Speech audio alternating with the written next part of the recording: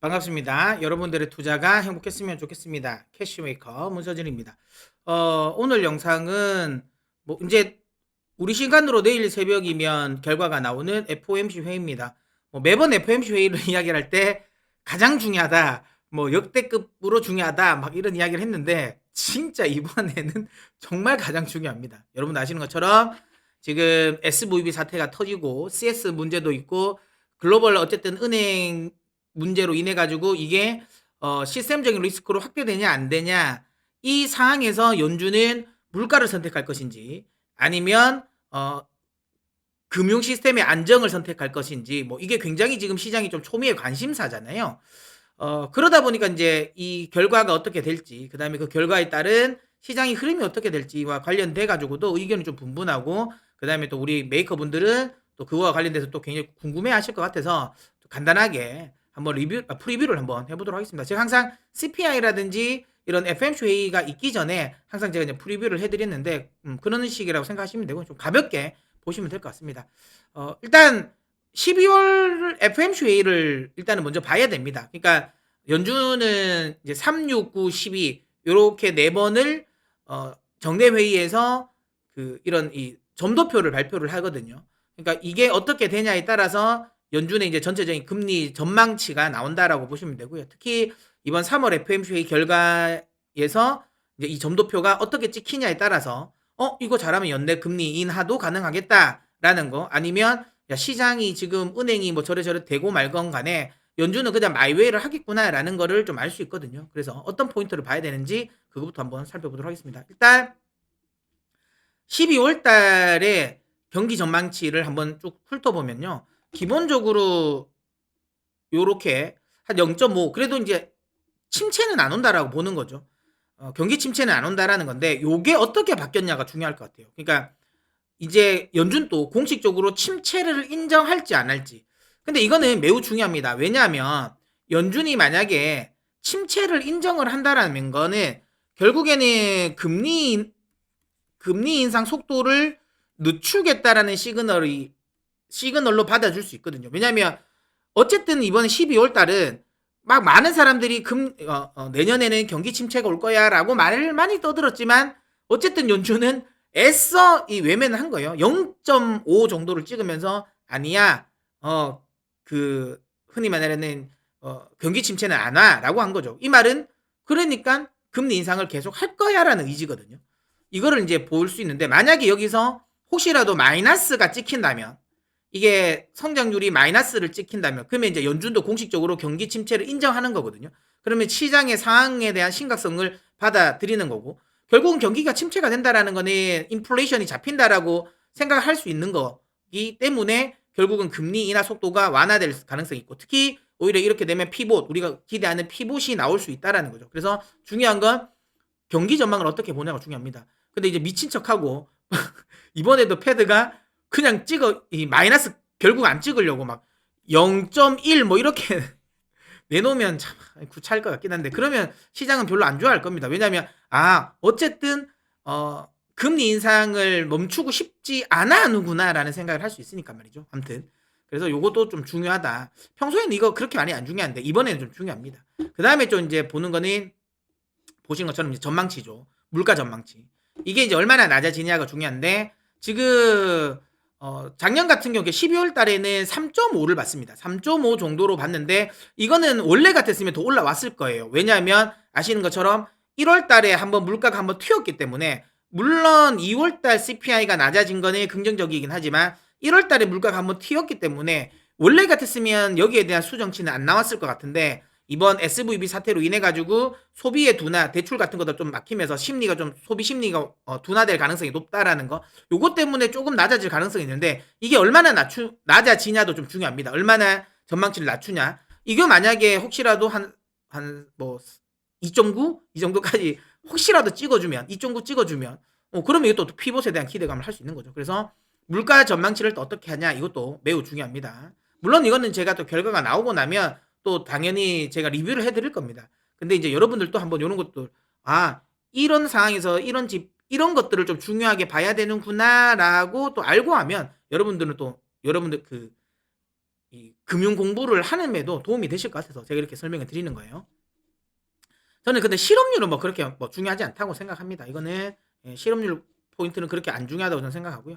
그러고 나서 이제 뭐가 가장 중요하냐? 이것도 중요한데 가장 중요한 거 점도표입니다. 이 점도표가 어떻게 찍히냐가 중요해요. 지금 현재 점도표 같은 경우는 이제 12월 달에는 여기가 중심값이죠. 그래서 5.1 정도로 받습니다. 5.1 정도로 받고 그런데 이제 이게 이 점도표가 높아지냐 낮아지냐도 중요하고 얼마나 모이냐도 중요합니다. 지금 보시면 아시겠지만 이게 12월 달에는 어쨌든 내년도에 대한 전망치는 좀 하나같이 좀 일치를 했어요.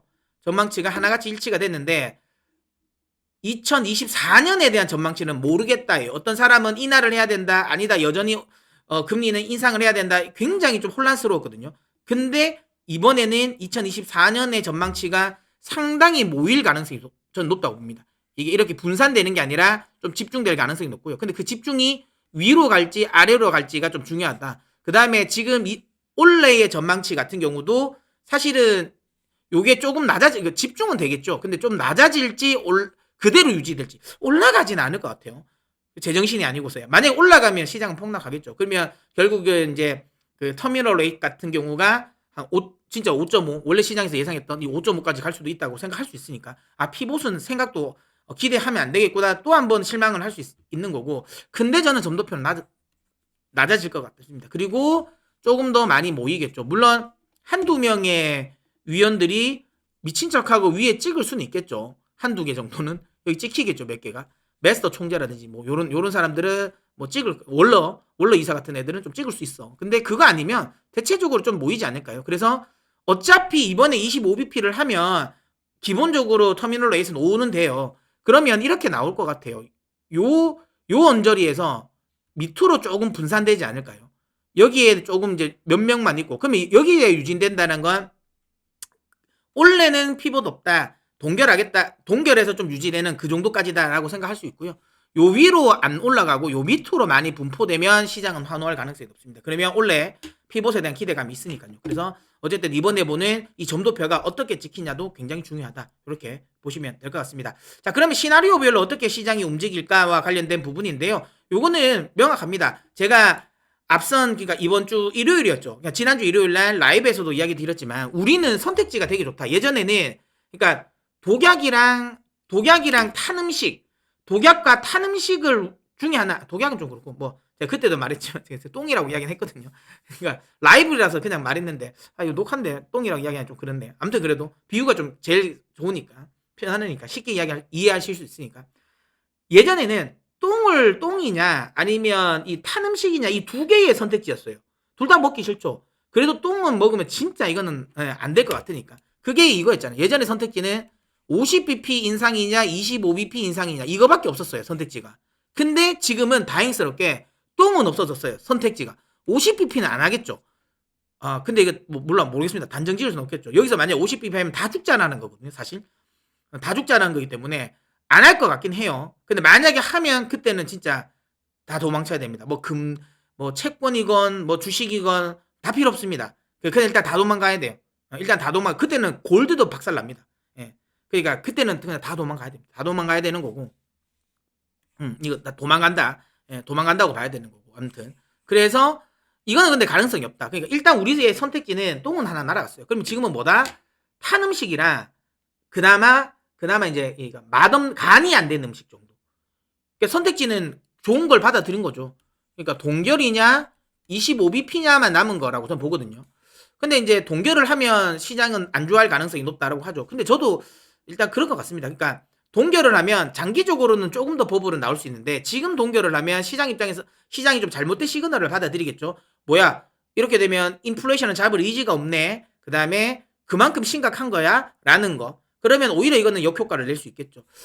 연준은 그래도 좋은 어찌 보면 약간 그 선례를 우리가 그러니까 먼저 받아본 거예요. 정답지를 지금 받아보고 시험을 치는 것 같아요. 뭐다? ECB 통화정책회의. ECB가 50bp 인상을 했잖아요. 했는데 그리고 나서 그 다음에 기자회견에서 라가르드 총재가 지금은 이제 이게 거의 마지막이야. 그리고 상황을 보고 우리는 엄청나게 많은 유동성을 퍼부을 수 있어. 문제 생기면 이런 식으로. 그러니까 기자회견을 비둘기파적으로. 통화정책 스탠스는 시장 예상 원래 가던 스탠스 그대로 가고, 다만 기자회견을 굉장히 앞으로 추가적인 금리 인상은 없고 문제가 생기면 돈을 퍼붓겠다라는 거, 그런 식의 좀 기자회견을 비둘기파적으로 하니까 시장이 안정적이었다라는 걸 봤잖아요. 이번에 파월도 그렇게 하지 않을까요? 그래서 가능성은 25bp 할 것 같고요. 이게 지금 시장이 베스트 시나리오긴 하거든요. 25bp 인상은 하되 그다음에 기자회견에서 엄청나게 비둘기파적으로, 이게 마지막이고 시장 상황을 보면서 금리 인하도 할 수 있다. 그다음에 혹시라도 문제가 되면 언제든지 우리는 시장에 개입할 여지가 있다. 이런 거 남겨주면, 그러면 시장은 상승 쪽으로 나오지 않을까 싶습니다. 물론 결과는 어떻게 될지 모르기 때문에 여기서 지나친 전망을 할 필요는 없고요. 제가 다시 한번 이야기지만 지금 구간에 FOMC 회의를 앞두고 있다고 해가지고 그러면 오늘 리스크 관리한다고 주식이라든지 이런 이 투자 포지션을 뭐 바꿀 필요는 없을 것 같아요. 앞서도 이야기드린 것처럼 우리에게는 최악의 선택지는 저는 없다고 보거든요. 그렇다면 동결이나 25bp냐인데, 동결 25bp 어떤 경우든 간에 시장에서 아주 뭐 이렇게 시장을 흔들 만한 재료, 추세를 하락시킬 만한 재료가 되지는 않을 것 같습니다. 그렇다면 굳이 지금 구간에서 리스크 관리를 한다고 해서 포지션을 바꿀 필요는 없고요. 일단은 가지고 있는, 뭐 그렇다고 해서 지금 자리에서 저가 매수를 한다라는 식으로 들어갈 필요는 없겠죠. 그래서 일단은 지금은 좀 관망하면서 지켜보고 결과가 나오면 또 제가 거기에 맞게 또 시향 설명을 또 드리도록 하겠습니다. 자, 그러면 저는 또 다음 영상에서 찾아뵙도록 하겠고요. 아직까지 캐시메이커의 구독자가 아니신 분들은 구독을 눌러 캐시메이커의 메이커가 되어 주십시오. 여러분들이 선택해 주시면 영상으로 보답해 드리도록 하겠습니다. 자, 그러면 저는 다음 영상에서 찾아뵙겠습니다. 그때까지 여러분 메이크머니 하십시오.